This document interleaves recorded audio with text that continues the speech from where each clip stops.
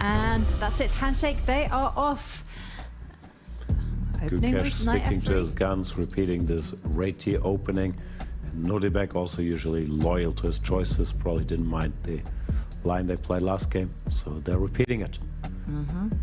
But the players will have had to delve deep into their own brains to come up with potential improvements. They will not have had any time. Yeah, it looks like it.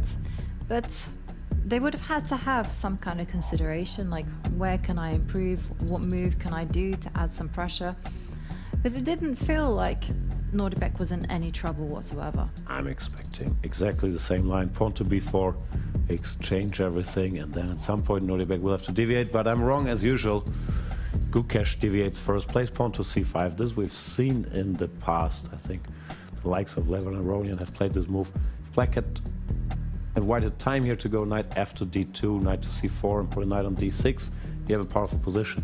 But usually the computer just laughs at this, says black is perfectly fine. Says go f5, e5. Computers don't respect this plan, but it always feels scary to me. Well, it feels scary to me. I love the center.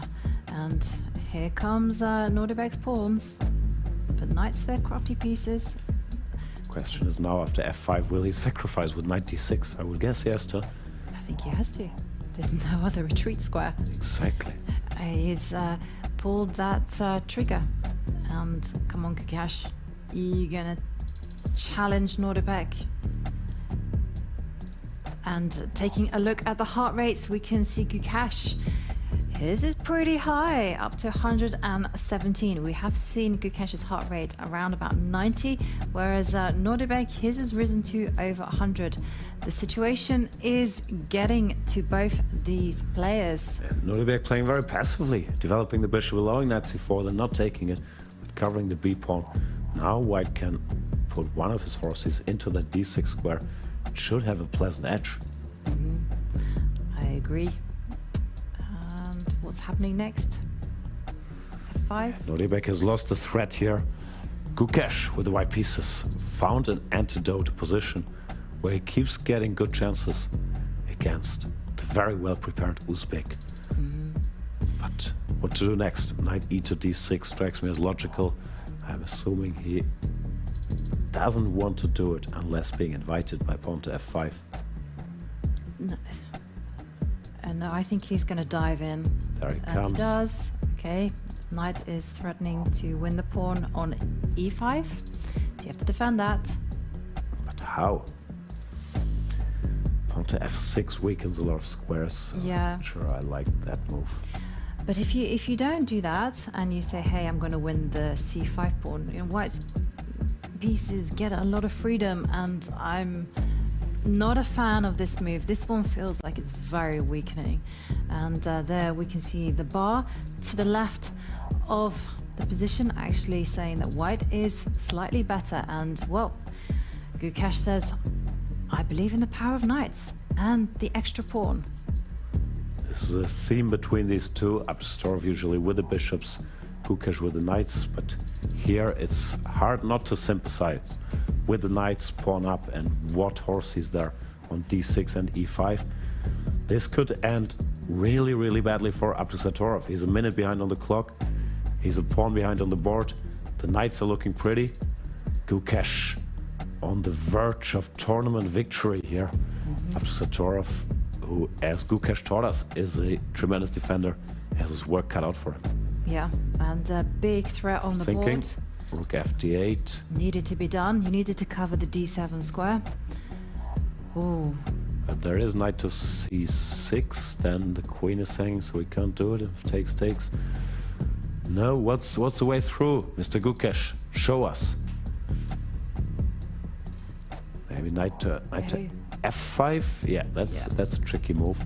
Threatening a check on e7, and then the fork, and also targeting the d4 pawn. Okay. Well, what happens if the king covers the e7 square? Ah, you just still go in there. Maybe you can, but you can also maybe just take the d4 pawn, I thought. Wow. Abdusatorov is thinking, okay, fork threatened, pawn down. Maybe it's time to get that heart rate above 100. No, not yet. 99. big. Oh, there we go, there we go. 113. And This is trouble. it is trouble because the clock is ticking down, the heart rate is going up, the pawns might be falling off the board. Combination of pawn count, heart rate, engine bar is not telling a pretty story here And, for Abdusatorov. 2 pawns down now. and we have to... 2 pawns down, 1.5 minutes down. Whoever wins this game will win the Armageddon tournament. The good news for both of them is they're already qualified for the grand finale because they're the 2 finalists. But of course, there's money at stake, there's glory at stake. There's bragging rights at stake. One must never Very underestimate braggadocious the these power guys. of this. Who is the better prodigy? We'll find out. Okay, but They're both Nodirbek, fire starters. definitely, but not twisted. And the rooks comes to attack the pawn, but how is white gonna start making progress? He has to solidify those pawns. Looks completely winning. The knight steps back into d6. I do not see Nodirbek coming back from this. Is this it? I don't want to jinx Gukesh, but it does look like the end is near. Yeah. 10 seconds. 9.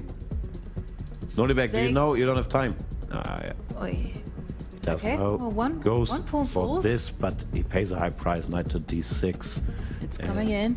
The king is in a bit of a pickle there because rook e8 check is actually 2, leading 1. to checkmate, and there it is. There you go. Gukesh wins the tournament. The 16-year-old wins it all. Congratulations to Gukesh.